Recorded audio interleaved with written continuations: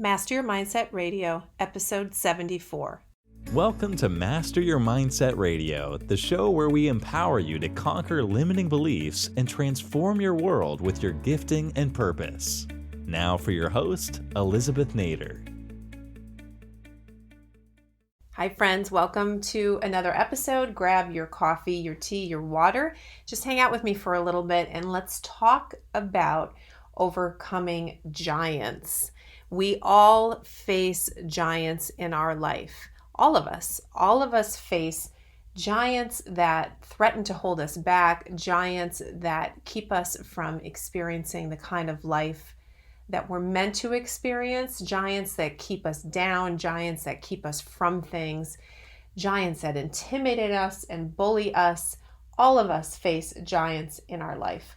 And we need to figure out how to face and overcome giants. It's one of the keys of experiencing your purpose and your destiny, because these giants are designed to hold you back. So overcoming them is key to living the kind of life that you would consider victorious, full, and fulfilling. So what is a giant? When I say that, some of you already know what your giants are, but some of you are wondering what that really means. So let's just give you some examples of giants that people face. The giant of worry, a giant of discouragement, of hopelessness, pride, selfishness, bitterness, doubt, fear. The giant of fear is huge and ubiquitous for everyone. The giant of resentment, the giant of guilt and shame. How about that one? Maybe a giant of loneliness, a giant of feeling loss, the giant of grief. I could go on, but these are all giants in our life that threaten to hold us back. That, we go through seasons, we deal with different giants, but these are giants that would like to stay, giants that would like to continue to intimidate us and tell us that we cannot beat them, but we must. And I want to encourage you today that you can beat your giants. And I want to use the famous story from the Bible of David and Goliath to just help you imagine what it really takes to defeat a giant in your life. And of course, the story is found in 1 Samuel 17. And if for any reason you've never read it there, I encourage you to read it. It's a famous story. It's almost become secular, right? David beating Goliath. But the truth is, when you dig into this story, it has tremendous value for daily life. It is a tremendous metaphor for how we can face and beat the giants that are in our life. So when we look at this, you have to understand the setting of David beating Goliath. You have to understand how amazing it is that even happened when you consider who David was and who Goliath was. So back in the setting of that story, what you need to understand is that the Israelites were in a war and fighting the Philistines. And they were meeting in the valley of Elah. I've actually been there. I've been to the site where David slew Goliath. And I brought back, just as a side note, I brought back a stone from that creek right there in Israel. It's just a very meaningful thing for me to bring back a stone, just like what David used to kill Goliath. It's such an amazing story for me. It just speaks volumes to me. So Valley of Elah, that's where the armies were facing each other. And the Philistine army had this giant, Goliath. And when we say giant, it actually gives a description in Samuel about him. And when you look at the description, it translates to an individual who's about 9 foot 9 inches, almost 10 feet tall. And it goes on in detail to talk about who Goliath was and what he was wearing even. His armor alone was 125 pounds of armor. The point of his spear even is listed as being 15 pounds. Just the point of his spear alone.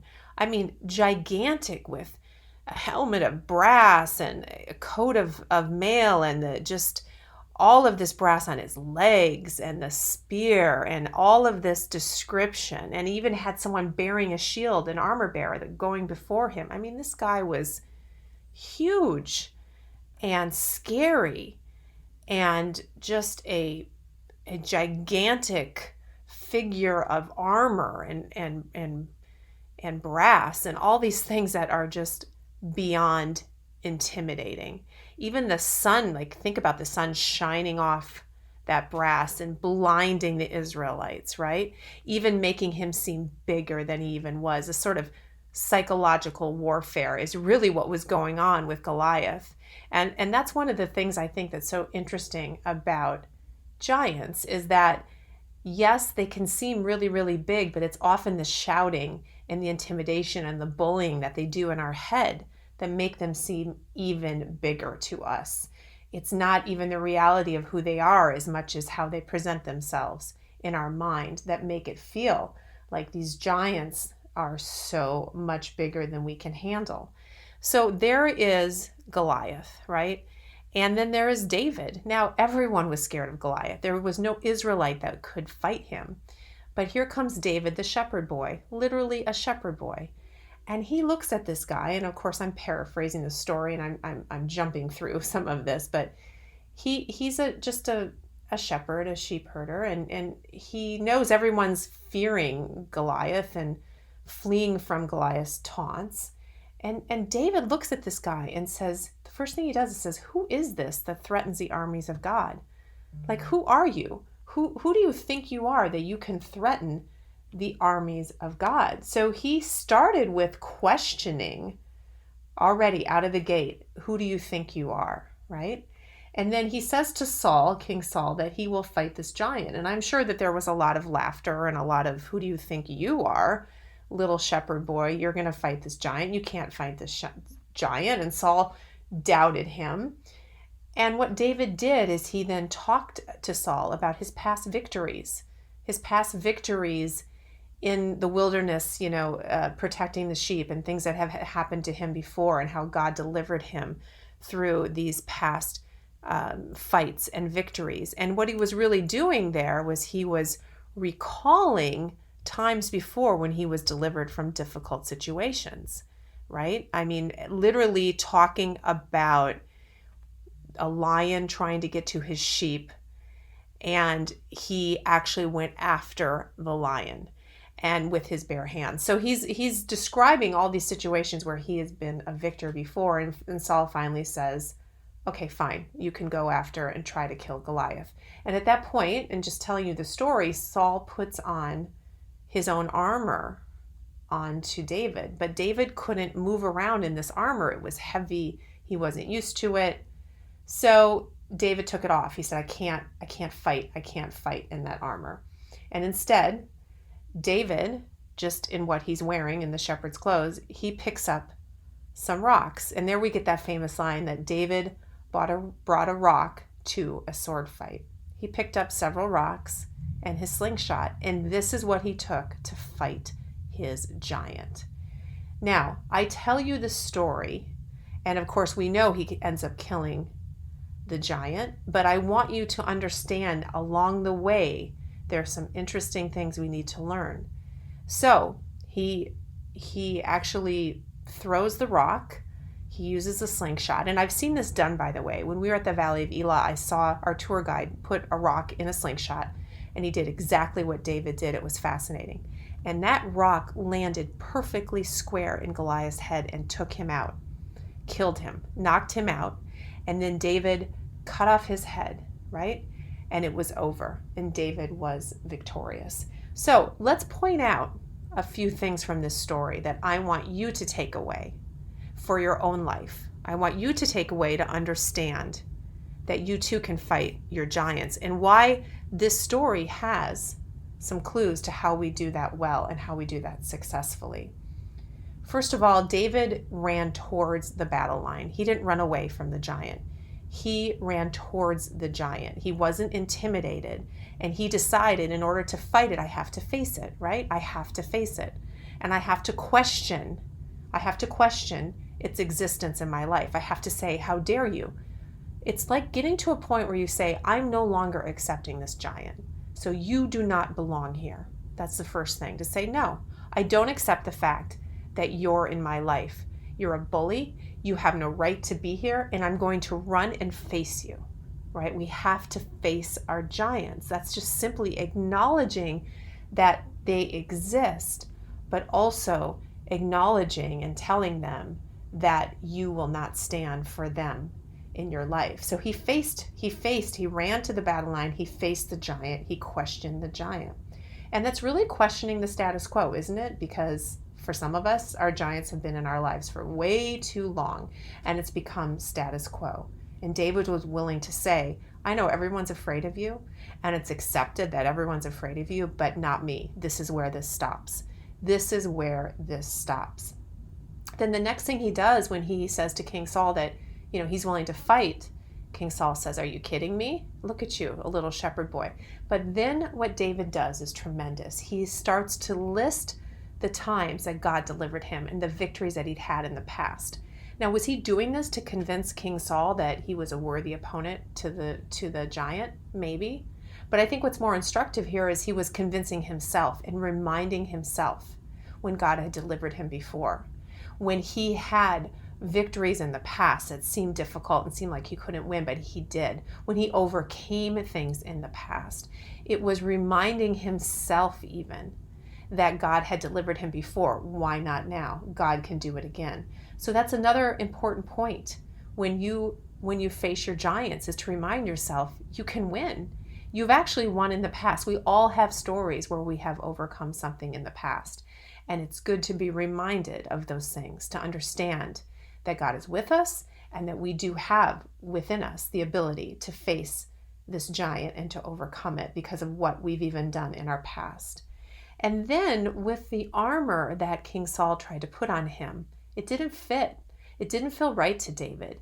There's something inside of each of us that if we tap into it, it's that wisdom in our spirit that tells us how we should accomplish something. And David knew intuitively, I can't fight in this armor. It's just not a weapon or weapons that work for me. It doesn't feel right. He didn't want a sword. He didn't want the armor. He wanted weapons that he used. He wanted to do the things that worked for him. He needed to do it the way that he felt he was being led to do it. And in fact, that was the right decision. He was in fact much more effective just being himself.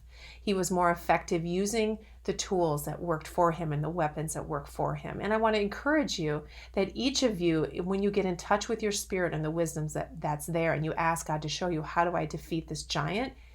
You can defeat him through the way God has made you, through the way and the means that God gives you, not how other people defeat their giants. You do it your way and what's specific to you. It's very much specific to who you are.